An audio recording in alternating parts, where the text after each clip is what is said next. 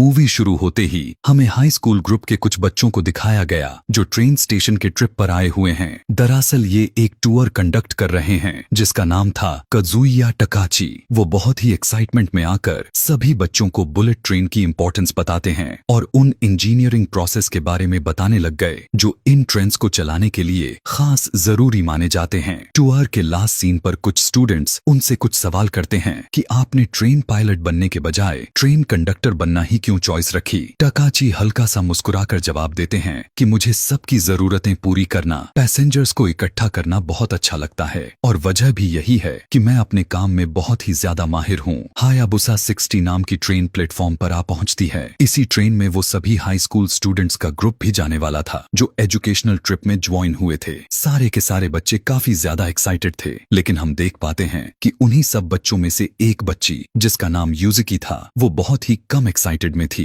Business compartment में हम एक पॉलिटिशियन, एक यूट्यूबर और एक बड़े बिजनेसमैन को देखते हैं जो अपनी आइडेंटिटी को छुपाते हुए यहाँ से टोक्यो के लिए निकल रहे थे। बुलेट ट्रेन भी स्टेशन से रवाना हो जाती है। सब कुछ रूटीन के मुताबिक चल रहा था, लेकिन तभी अचानक से कंट्रोल सेंटर एक इमरजेंसी में चला जाता है। उनके पास एक अननोन कॉल आया। उसने मैसेज किया हुआ था कि हायाबुसा 60 वाली ट्रेन में बॉम्ब्स लगा दिए गए हैं, यानी टकाची की ट्रेन में। उस आदमी ने यह भी बताया था कि अगर ट्रेन की स्पीड 100 किलोमीटर से जरा सा भी नीचे चली गई तो बॉम्ब्स ब्लास्ट हो जाएंगे। पहले तो उस आदमी की बात को सीरियसली नहीं लिया जाता, लेकिन कुछ ही देर में कंट्रोल सेंटर में खबर पहुंचती है कि कार्गो ट्रेन में ब्लास्ट हो गया था। बिल्कुल उसी तरह से जिस तरह से उस आदमी ने वहां पर बताया था कि स्पीड जैसे ही कम होगा ट्रेन पूरी तरह से ब्लास्ट हो जाएगा। यह सब देखा भी जा रहा था। वो आदमी दोबारा से कॉल कर देता है और बताता है कि ये तो बस एक डेमो था ताकि सबको यकीन हो जाए। इस खतरे ने सभी को झकझोर कर रख दिया था। टेररिस्ट की डिमांड भी सामने आते हैं। वो चाहता था कि उसे 100 बिलियन यन दिए जाएं, बिना कुछ सवाल जवाब किए उसके अकाउंट में डाल दिए जाएं, तब जाकर वो बॉम्ब्स को डिफ्यूज करेगा। लेकिन गवर्नमेंट यह साफ साफ कह देती है कि वो लोग इस टेररिस्ट के बातों को नहीं मानने वाले,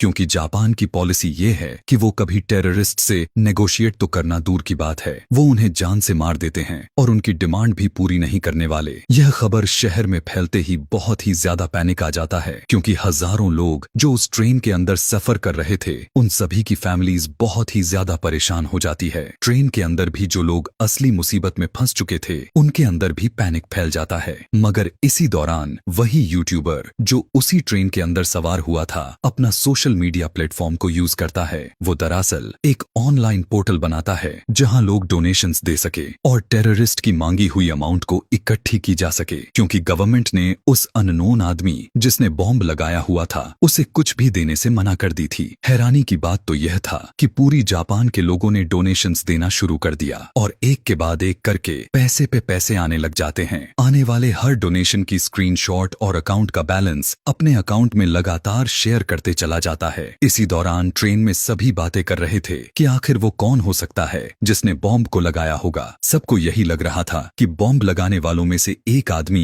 जरूर इसी ट्रेन में हो सकता है, और यहाँ पर शक जाता है एक मास्क पहने हुए इंसान पर, क्योंकि जब सभी लोग पैनिक हुए जा रहे थे तो वो बहुत ही आराम से अपना लंच कर रहा था। यहाँ पर पास्ट की कहानी के बारे में पता चलती है कि उसकी एयरक्राफ्ट रिपेयर की एक कंपनी थी। कुछ अरसे पहले उनकी कंपनी ने एक हेलीकॉप्टर को रिपेयर किया हुआ था, लेकिन किसी एक इंसान की लापरवाही की वजह से वो हेलीकॉप्टर सही नहीं हो पाया। उसी हेलीकॉप्टर में काफी सारे स्टूडेंट्स ने सवार हुए तो अचानक से वो हेलीकॉप्टर क्रैश होकर ब्लास्ट हो गया, जिसकी वजह से उसको और उसके कंपनी को बहुत ही भारी नुकसान उठाना पड़ा और तब से लोग उसे नफरत करने लग गए। जब लोग उसे पहचान लेते हैं तो ज्यादा गुस्से में आ जाते हैं। ये आदमी जो पहले से ही परेशान था वो डिप्रेशन में आ जाता है, मगर उसी के पास बैठी हुई पॉलिटिशियन जिनके ऊपर भी आजकल बहुत सारे स्कैंडल्स बने पड़े थे वो उसे सहारा देते हैं, उसकी जान बचाते हैं और उसे बताते हैं स्कैंडल्स लोग एक ना एक दिन भूल जाते हैं। इसी पैनिक के दौरान में यहाँ पर एक लड़की आ जाती है, वही स्टूडेंट जिसका नाम यूजिकी, जो मूवी के शुरुआत से ही काफी अजीब लग रही थी। पता चलता है कि बॉम्ब्स को लगाने वाला कोई और नहीं बल्कि यूजिकी खुद है। हाँ, हम सही सुन रहे हैं। एक स्कूल की बच्ची ने यह इतना बड़ा प्लान किया हुआ था, वो भी सिर्फ अपने डैड से बदला लेने के लिए।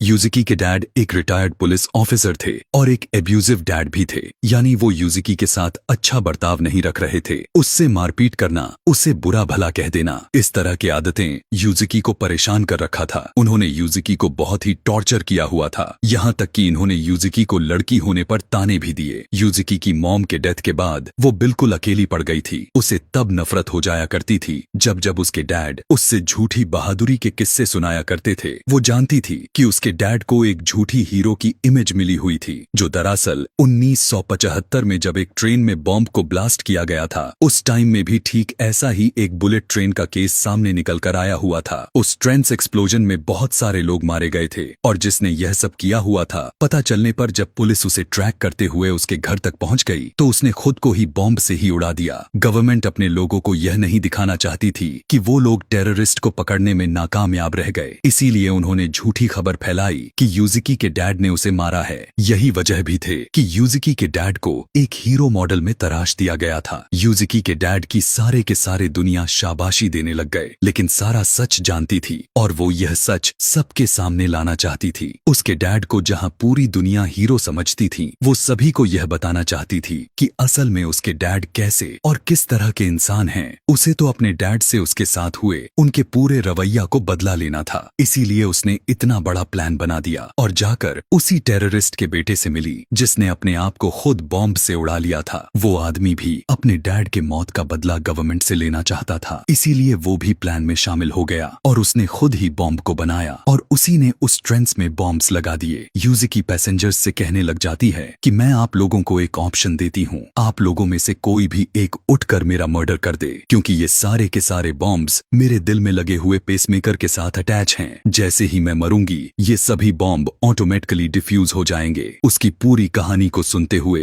टकाची को उस पर बहुत ही ज्यादा तरस आ जाता है। वो उसकी तरफ बढ़ता है, गुस्से में आकर उसे मारने के बजाय वो उसे गले से लगा लेता है। खैर, रेस्क्यू ऑपरेशन को भी शुरू कर दिया जाता है। अथॉरिटी ने पहले यह फैसला किया कि सबसे पहले जिस कंपार्टमेंट में बॉम्ब्स नहीं लगाए गए हैं, पैसेंजर्स को उसके अंदर शिफ्ट कर दिया जाए। काफी सारे लोगों को उस ना लगने बॉम्ब वाले कंपार्टमेंट में भेज दिया जाता है, जिसके बाद उस कंपार्टमेंट को चलती हुई ट्रेन से अलग कर दिया जाता है। लेकिन अभी भी बहुत सारे लोगों की जान खतरे में थी और उन बाकी सभी लोगों को बचाने के लिए कंट्रोल रूम में एक आदमी यह प्लान बनाता है कि वो लोग इसी ट्रेन के बिल्कुल पैरेलल में एक नई ट्रेन को चलाएंगे ताकि लोगों को हायाबुसा 60 से दूसरे वाले ट्रेन में शिफ्ट करके उनकी जान को बचा लिया जाए। एक नई ट्रेन हायाबुसा ट्रेन के बगल में आ जाती है। दोनों ट्रेन की स्पीड सेम रखी जाती है। दोनों ट्रेन्स के बीच में एक ब्रिज बनाया जाता है और पैसेंजर्स एक एक करके कांपते हुए कदमों के साथ दूसरे वाले ट्रेन में जाने लग जाते हैं। इतना कुछ करने के बावजूद भी 9 पैसेंजर्स थे जो इसी ट्रेन में फंसे हुए थे। वो ट्रेन भी टोक्यो की तरफ काफी रफ्तार में बढ़ रही थी और उसी दिन टोक्यो स्टेशन भी बंद पड़ा हुआ था, क्योंकि टोक्यो स्टेशन पर कंस्ट्रक्शंस चल रही थी। वक्त बहुत ही कम हो चुका था। ट्रेन की स्पीड कम करते तो मारे जाते और अगर टोक्यो स्टेशन पर जाकर ट्रेन को रोकते तो और भी ज्यादा लोग मारे जाते और साथ में सारा टोक्यो स्टेशन भी तबाह हो जाता।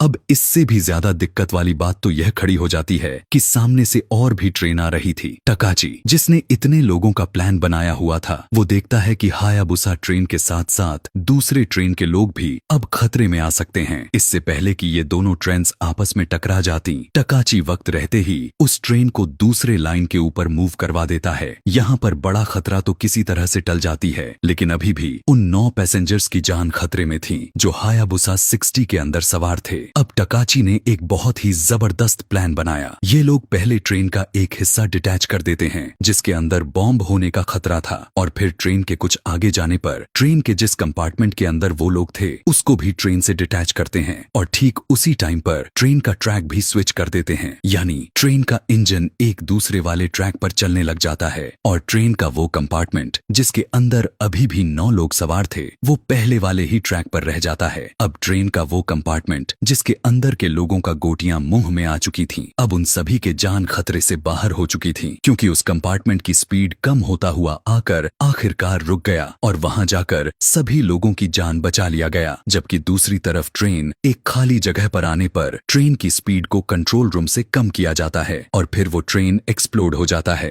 धमाका इतना बड़ा होता है कि ट्रेन की चीथड़े उड़ जाते हैं। लेकिन अच्छी बात तो यह थी कि इस बड़े से हमले में किसी का कोई नुकसान नहीं होता और इतने में ही यूजुकी को पकड़ने के लिए यहाँ पर पुलिस भी पहुंच जाती है। वो लोग यूजुकी से सवाल करते हैं कि क्या तुम्हें कोई गिल्ट भी है और क्या तुम अपने सफाई में कुछ कहना चाहोगी। लेकिन यहाँ पर यूजुकी बिल्कुल चुप रहती है, बल्कि वो अपने कांपते हुए हाथ को आगे कर देती है ताकि उसे हथकड़ी पहनाकर उसे अरेस्ट कर लिया जाए। टकाची का असिस्टेंट कंडक्टर, जो इस पूरे पैनिक दुर्घटना के अंदर जख्मी हुआ था, उसे हॉस्पिटल पहुंचा दिया जाता है। जबकि यहाँ टकाची के साथ वो यूट्यूबर दोनों सबके सामने हीरो बनकर आ जाते हैं। उन्होंने जिस तरह से इन सारी कंडीशन को संभाला हुआ था, सच में वो हीरो बन गए थे। आखिरकार सभी लोगों की जान बचा ली जाती है और इसी के साथ ये कहानी भी यहाँ पर खत्म हो जाती है। ऐसे ही और भी मूवी एक्सप्लेनेशन वीडियोस देखने के लिए कमेंट में नेक्स्ट लिखना ना भूलें। Thanks for watching.